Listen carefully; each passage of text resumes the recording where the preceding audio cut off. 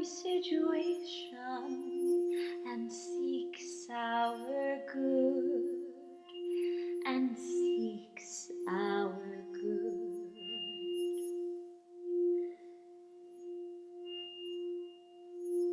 God's inscrutable love seeks our awakening, seeks our awakening. God's love seeks our awakening.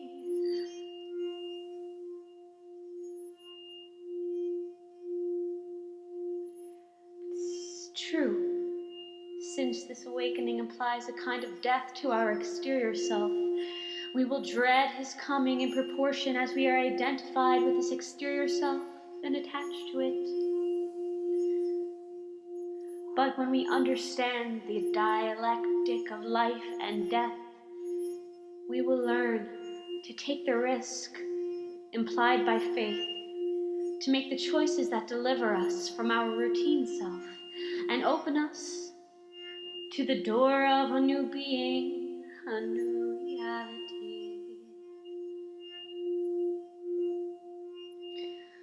The mind that is prisoner of conventional ideas, and the will that is captive of its own desire, cannot accept the seeds of an unfamiliar truth and a supernatural desire.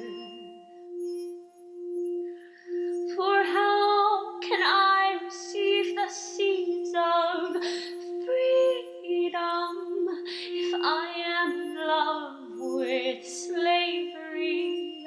And how can I cherish the desire of God if I am filled with another and opposite desire?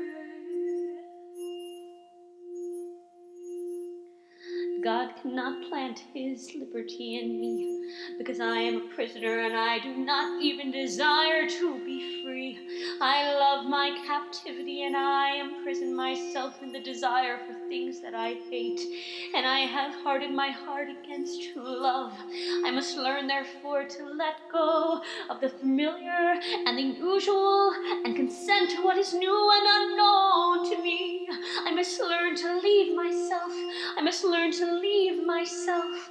I must learn to leave myself in order to find myself, in order to find myself, in order to find myself, by yielding to the love of God, by yielding to the love of God, by yielding to the love of God.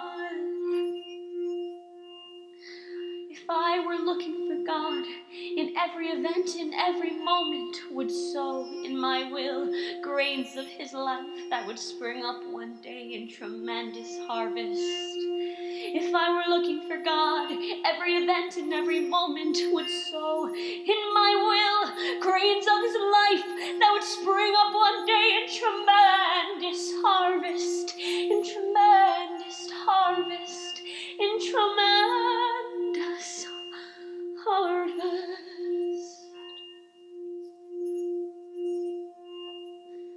For it is God's love that warms me in the sun, and God's love that sends the cold rain.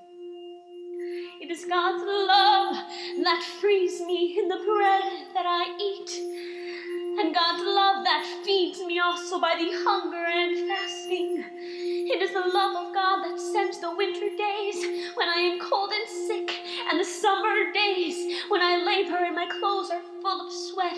But it is God who breathes on me with light winds of the river and in the breezes out of the wood. It's his love that spreads the shade of the sycamore. It's his love that spreads the shade of the sycamore. It's his love that spreads the shade of the sycamore. It's his love that spreads the shade of the sycamore. For it is God's love that warms me in the sun, and God's love that sends the cold rain. It is God's love that feeds me in the bread that I eat, and God that feeds me also by the hunger and fasting. It is God's love, it is the love of God that sends the winter days when I am cold and sick, and the hot summer when I labor, my clothes are full of sweat. But it is God who breathes on me. It is God who breathes on me. It is God who breathes on me. With the light winds off the river, with the light winds off the river, and in the breezes out of the wood, and in the breezes out of the wood, his love spreads the shade of the sycamore. His love spreads the shade of the sycamore. His love spreads the shade of the sycamore.